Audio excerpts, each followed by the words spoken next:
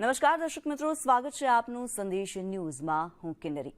દર્શક મિત્રો, ઘણીવાર એવું જોવા મળતું હોય છે કે મગજને લગતી કેટલીક સમસ્યાઓ ક્યારેક અતિ ગંભીર જે સ્થિતિ છે તે ધારણ કરી લેતી હોય છે, કઈ સિરિયસ સ્થિતિ સર્જાતી હોય છે. ત્યારે આ વિશે આજે ચર્ચા કરીશું. ઇમરજન્સીની પરિસ્થિતિમાં શું કરવું તેના વિશે આજે ચર્ચા કરીશું અને આપણી સાથે સાલ હોસ્પિટલના નિષ્ણાત ડોક્ટર્સ આજે જોડાયેલા છે. આપણી સાથે જોડાયા છે ડોક્ટર સુવિદ તુરખિયા કે જેઓ ન્યુરોસર્જન છે. સાથે જ આપણી સાથે જોડાયા છે ડોક્ટર એકતા અર્તવાણી કે જેઓ ન્યુરો ફિઝિશિયન છે.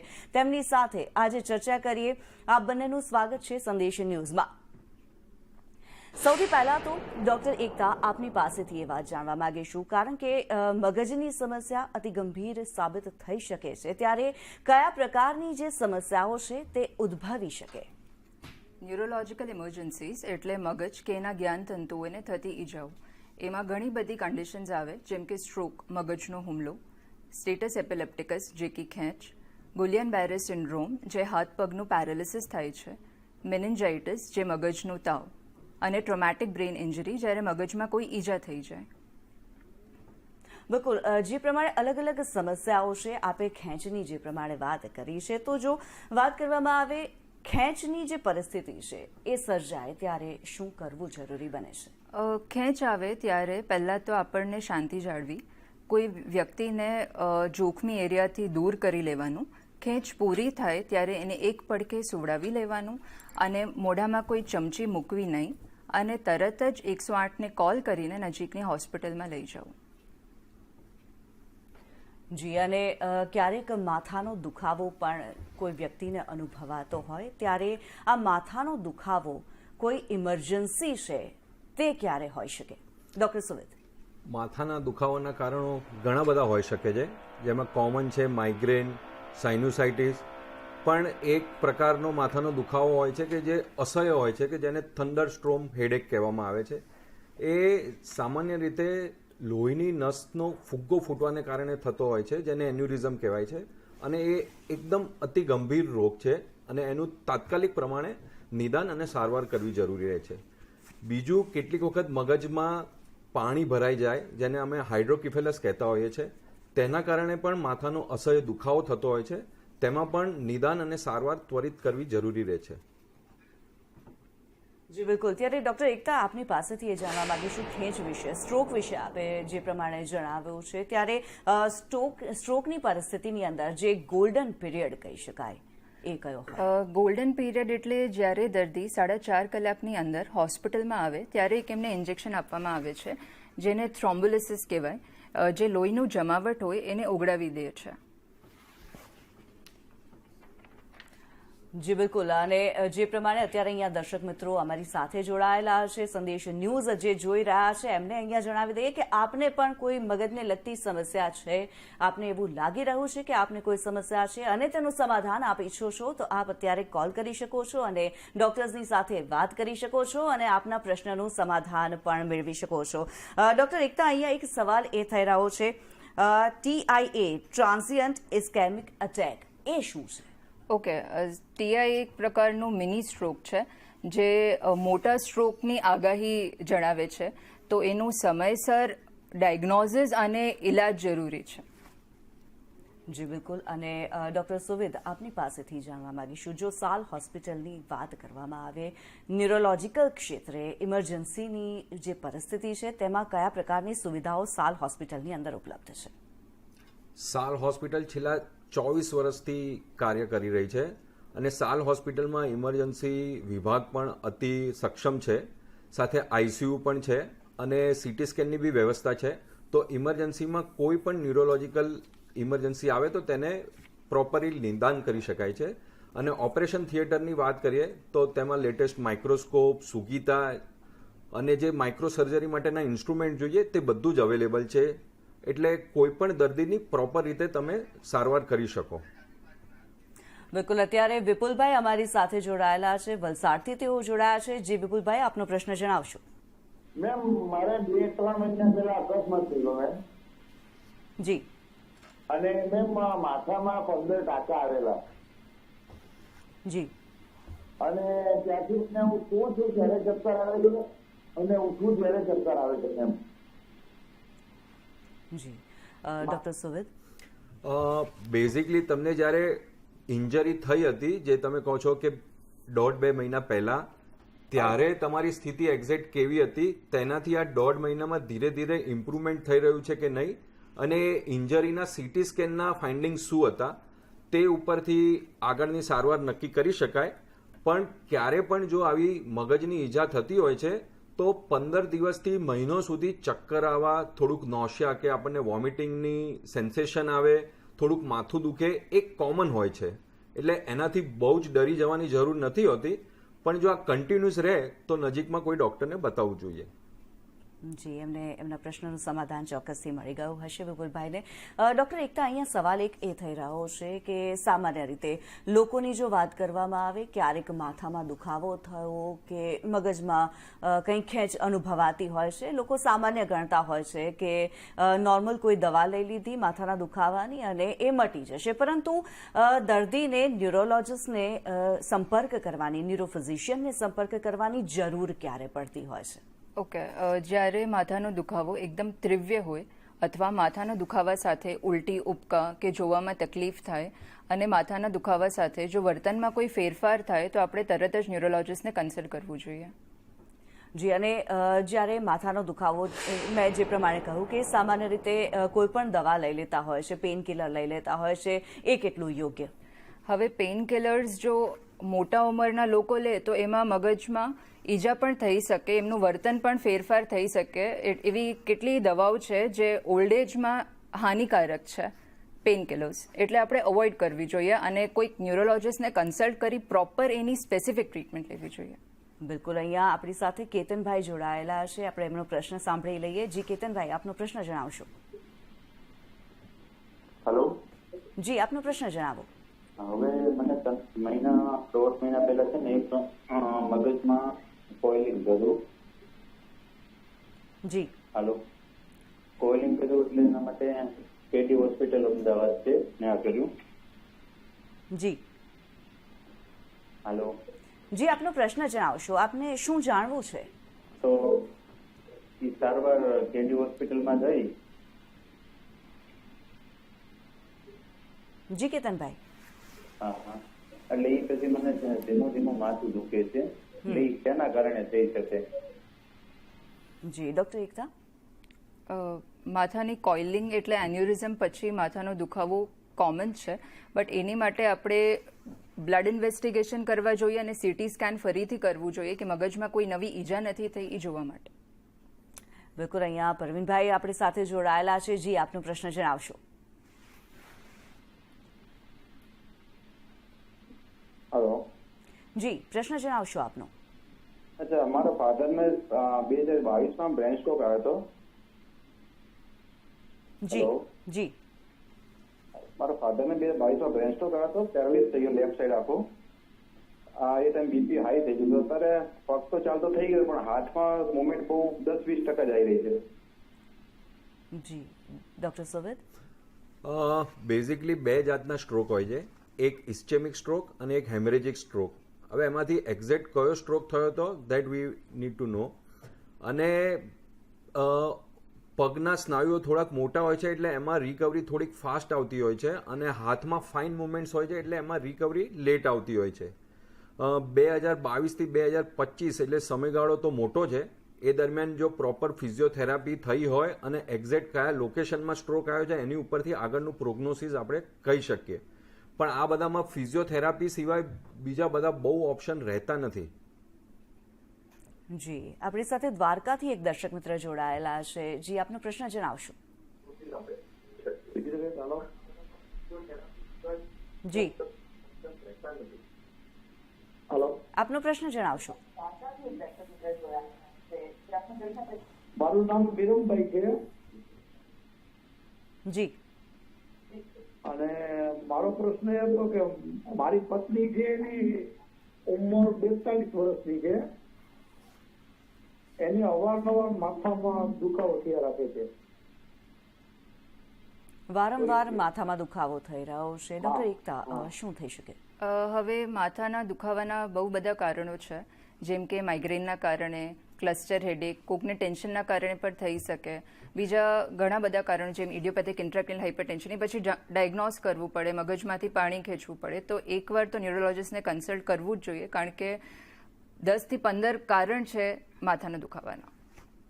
બિલકુલ નેસેસરી MRI કે CT સ્કેન જે બી કરાવવું પડે એ કરાવી લેવું જોઈએ. જી, એમના પ્રશ્નનો ચોક્કસથી તેમને ઉત્તર મળી ગયો છે. ડૉક્ટર સુવિધ, અહીંયા એક સવાલ એ થઈ રહ્યો છે, સામાન્ય રીતે જોવા મળતું હોય છે, અકસ્માત થતા હોય છે તો ક્યારેક માથાની અંદર ગંભીર ઈજાઓ પહોંચતી હોય છે. તેવી પરિસ્થિતિની અંદર સૌપ્રથમ શું કરવું, જે પ્રાથમિક ઉપચાર કહી શકીએ, એ શું હોઈ શકે? આ ખૂબ જ સરસ પ્રશ્ન છે. બેઝિકલી આપણે જોતા હોઈએ છીએ કે માથાની ઈજા થઈ, કોઈ બી રોડ ટ્રાફિક એક્સિડન્ટ થયો પછી 4-5 લોકો ઊંચકીને એમને મૂકતા હોય છે. પણ ઓલવેઝ ટ્રાય કરો કે નીચે એક ફ્લેટ સરફેસ હોય, કારણ કે એકલી માથાની ઈજા થતી હોય એવું જરૂરી નથી, સાથે સાથે ગરદનની પણ ઈજા થતી હોય છે અને cervical spine is very important.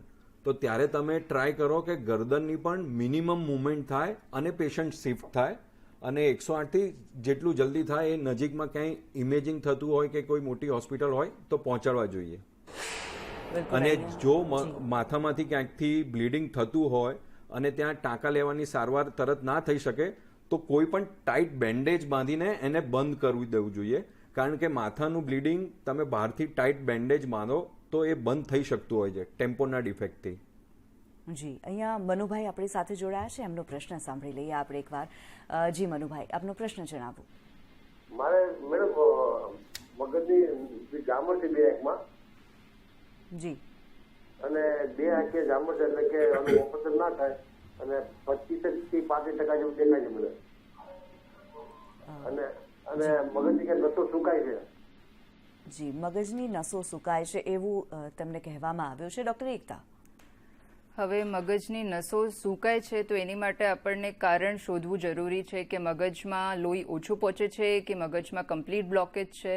તો એની માટે એક સ્પેશિયલ MRI આવે છે જે સ્પેસિફિકલી મગજનું અને મગજમાં જે લોહીની નળીઓ બ્લડ સપ્લાય કરે છે એનું સ્પેસિફિક MRI આપણને કરવું જોઈએ.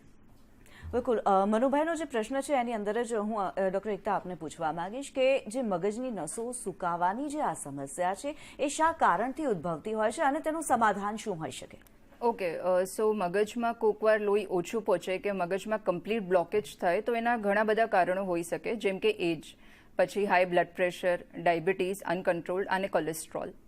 એના કારણે મગજમાં બ્લોકેજ આવી શકે. જી, ડૉક્ટર સુવેદ, અહીંયા આપની પાસેથી જાણવા માંગીશું, જે પ્રમાણે મગજની સમસ્યાઓની જ્યારે આપણે વાત કરી રહ્યા છીએ, સામાન્ય માથાના દુખાવાથી જ્યારે ક્યારેક શરૂઆત થતી હોય છે, જ્યારે આપની પાસે પેશન્ટ્સ આવતા હોય છે આ પ્રકારની ફરિયાદો લઈને, ત્યારે આપના દ્વારા સલાહ કેવી રીતે આપવામાં આવતી હોય છે, નિદાન કેવી રીતે કરવામાં આવતું હોય છે? સૌથી પહેલાં તો જ્યારે બી કોઈ દર્દી આવે ત્યારે તેમની હિસ્ટ્રી શું હોય છે, ડ્યુરેશન ઓફ ધેટ ડિઝીઝ કે જે એમને ઇમ્પેક્ટ થયો છે એનું ડ્યુરેશન ઇમ્પોર્ટન્ટ છે.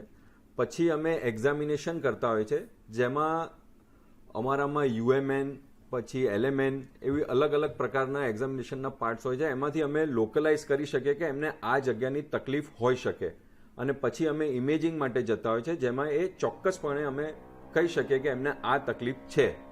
અને કેટલીક વખત એ તકલીફનું સમાધાન પણ ત્યારે ને ત્યારે જ આપણે દવાઓથી આપી શકીએ, અને જો જરૂર પડે તો કોઈ સર્જરી કરી શકીએ. બિલકુલ. અને ડૉક્ટર સુવેદ, જો પેરાલિસિસની વાત કરવામાં આવે, ઘણીવાર જે બ્રેઇન સ્ટ્રોક આવતો હોય છે એના કારણે તેને પેરાલિસિસની પણ સમસ્યા જે સર્જાતી હોય છે, તેની પાછળનું જે રીઝન છે, જે કારણ છે, તે શું હોતું હોય છે, અને શું પેરાલિસિસની આ જે સમસ્યા સર્જાતી હોય છે તે કાયમી રહી જાય છે?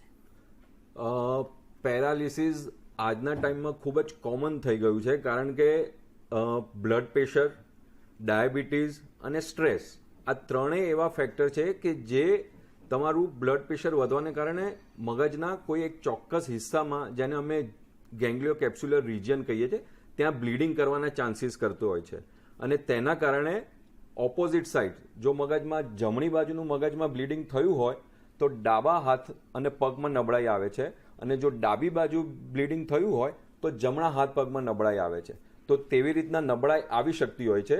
પરંતુ જો એનું પ્રોપર મેનેજમેન્ટ કરવામાં આવે તો ફિઝિયોથેરાપીથી ઘણી બધી રાહત થઈ શકતી હોય છે અને રિહેબિલિટેશનનો બી એક મોટો પાર્ટ એમાં રહેલો હોય છે, એટલે પેશન્ટ ઇમ્પ્રૂવ થઈ શકતા હોય છે પેરાલિસિસ પછી પણ. જી બિલકુલ. અહીંયા મહેશભાઈ આપણી સાથે જોડાયેલા છે, મહીસાગરથી કોલ કરી રહ્યા છે. મહેશભાઈ, આપની સમસ્યા જણાવશો.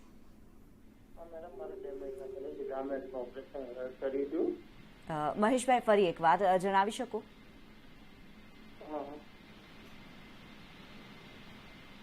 મારો અવાજ આપના સુધી આવી રહ્યો છે મહેશભાઈ?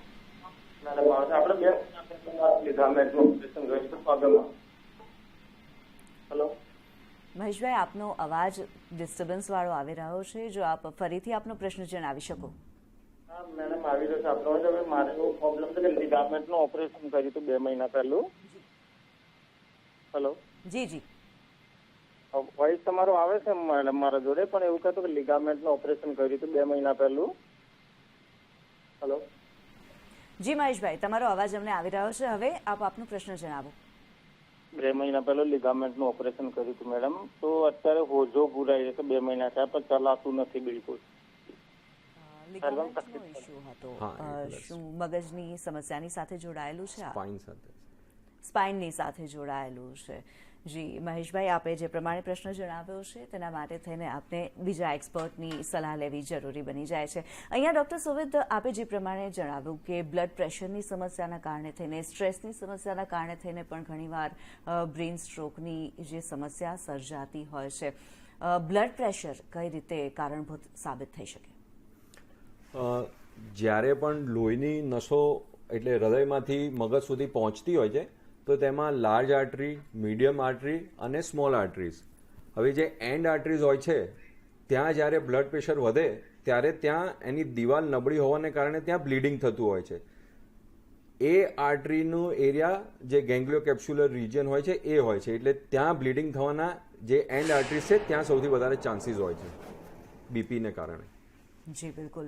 ત્યારે જે પ્રમાણે આપણે ચર્ચા કરી રહ્યા છીએ, મગજને લગતી અલગ અલગ સમસ્યાઓ વિશે ચર્ચા કરી રહ્યા છીએ, તેનું સમાધાન તેના વિશે પણ ચર્ચા કરી રહ્યા છે. આ ચર્ચાને આપણે આગળ વધારીશું. હાલ રોકાઈએ નાનકડા બ્રેક માટે.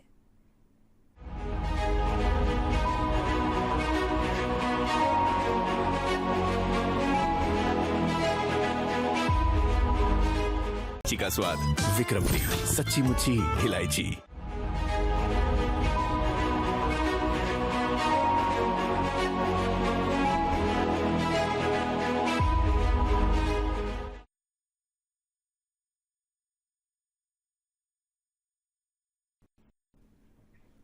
Welcome back. આપણે ચર્ચા કરી રહ્યા છીએ મગજને લગતી અલગ અલગ સમસ્યાઓ અને તેના સમાધાન વિશે. અને આપણી સાથે ડોક્ટર સુવિદ અને ડોક્ટર એકતા બંને જોડાયેલા છે. તેમની સાથે ચર્ચાને આગળ વધારીએ તો ડોક્ટર એકતા, અહીંયા સમજવા માંગીશું, ન્યુરોલોજીકલ સમસ્યાઓની જ્યારે વાત કરતા હોઈએ, કયા કયા પ્રકારની ઇમરજન્સીઝ ઊભી થતી હોય છે? ઓકે, સો ન્યુરોલોજીકલ ઇમરજન્સીઝ જે મેં પહેલાં બી જાણ કરી, સ્ટ્રોક, સ્ટેટસ એપિલેપ્ટિકસ, જ્યારે ખેંચ 5 મિનિટથી વધારે ચાલે અથવા વારંવાર ખેંચ આવે અને વચ્ચે દર્દીને હોશ ના આવે તો એને સ્ટેટસ એપિલેપ્ટિકસ કહેવાય છે. એના પછી હોય છે મેનિન્જાઇટિસ. મેનિન્જાઇટિસ એટલે મગજનો તાવ. એમાં દર્દીને તીવ્ર માથાનો દુખાવો થાય, ઉલટી ઉપકા આવે, ચક્કર આવે અને વર્તનમાં ફેરફાર પણ થઈ શકે છે. પછી જે બહુ કોમન છે, ગુલિયન બાયરે સિન્ડ્રોમ, એ હાથ પગનું પેરાલિસિસ થાય છે. એ મોટાભાગે જ્યારે ઝાડા થાય, ઉલટી ઉપકા થાય કે વાયરલ ઇન્ફેક્શન થાય એના પછી આવું થાય છે. એ પગથી પેરાલિસિસ શરૂ થાય, એના પછી હાથ સુધી પહોંચે અને ક્યારેક દર્દીને શ્વાસ પણ જઈ શકે છે. એટલે એની માટે તરત જ ડાયગ્નોસિસ અને ટ્રીટમેન્ટ જરૂરી છે. જી. અને ડૉક્ટર સુવિદ, આપની પાસેથી એ જાણવા માંગીશું, કોઈ પણ ન્યુરોલોજીકલ સમસ્યાની અંદર સર્જરીની જરૂરિયાત ક્યારે રહેતી હોય છે? જેમ મેડમે જણાવ્યું એમ મેનેન્જાઇટિસ, તો મેનેન્જાઇટિસ એ મગજની આજુબાજુના આવરણમાંનું એક ઇન્ફેક્શનનો રોગ છે. તેના કારણે મગજમાં પાણીનો ભરાવો થાય છે. એવા સમયે અમે એક્સટર્નલ વેન્ટ્રિક્યુલર ડ્રેનેજ, EVD કાં તો શન્ટ જે પણ કરી શકે તે પ્રકારની સર્જરી કરતા હોઈએ છીએ. બીજું, જેમ મેડમે કહ્યું, સ્ટ્રોક, તો સ્ટ્રોકમાં એક ઇસ્ચેમિક અને હેમરેજિક એમ 2 પ્રકારના સ્ટ્રોક હોય છે.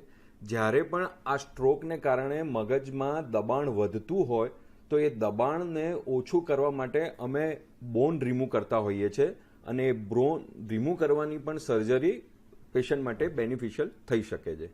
બિલકુલ, સ્ટ્રોક વિશે આપ વાત કરી રહ્યા છો. સ્ટ્રોક માટેની જે સારવાર છે તે શું રહેતી હોય છે? ઓકે, તો સ્ટ્રોક માટે પહેલાં તો એક ગોલ્ડન પીરિયડ હોય છે. જો દર્દી 4.5 કલાકની અંદર આવી જાય અને આપણે એને ડાયગ્નોઝ કરીએ કે ઇસ્કેમિક સ્ટ્રોક છે, જેમ કે લોહી ઓછું પહોંચે છે, તો એક થ્રોમ્બોલિસિસ નામનું ઇન્જેક્શન આવે છે, જેનાથી જે લોહીની જમાવટ છે એના આપણે ઓગાળી શકાય છે. અને જો દર્દી લેટ થઈ જાય છે, 4.5 કલાકની પછી આવે છે, તો પછી આપણે એમઆરઆઈ જોઈને નક્કી કરીએ કે એને મિકેનિકલ થ્રોમ્બેક્ટોમીની જરૂર છે કે નહીં, એટલે સ્ટેન્ટિંગની જરૂર છે, ક્લોટને ઓગાળવાની જરૂર છે કે નહીં, બીજા કોઈ ટેકનિકથી એ ડાયગ્નોઝ કરી શકાય છે. બિલકુલ, ત્યારે મગજને લગતી અલગ અલગ સમસ્યાઓ વિશે આપણે ચર્ચા કરી છે, તેના સમાધાન વિશે ચર્ચા કરી છે. ડૉક્ટર સુવિદ, અમારા દર્શક મિત્રોને આપ શું સલાહ આપવા ઈચ્છો છો? વાઇલ ડ્રાઇવિંગ તમે હેલ્મેટ પહેરો, કાર ડ્રાઈવ વખતે સીટ બેલ્ટ પહેરો. આ બધું જે પ્રિવેન્શન ઓફ બ્રેઇન અને સ્પાઇન ઇન્જરી છે એ ખૂબ જ ઇમ્પોર્ટન્ટ રહેતું હોય છે. અને જેમ મેં કહ્યું કે કોઈ પણ રોડ ટ્રાફિક એક્સિડન્ટ થયો હોય અને આપણે પેશન્ટ શિફ્ટ કરતા હોય તો ગરદનના હિસ્સાનો ચોક્કસ ખ્યાલ રાખો.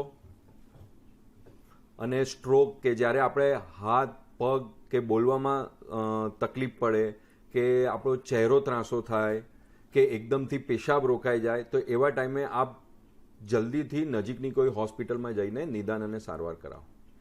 જી, ડૉક્ટર એકતા, ડૉક્ટર સુવેદ, આપ અમારી સાથે સંદેશ ન્યૂઝ પર જોડાયા અને આટલી મહત્વપૂર્ણ જાણકારી અમારા દર્શક મિત્રો માટે આપી. આપનો ખૂબ ખૂબ ધન્યવાદ. Thank you. તો દર્શક મિત્રો, અમારી વિશેષ રજૂઆતમાં હાલ બસ આટલું જ. મને રજા આપશો. નમસ્કાર.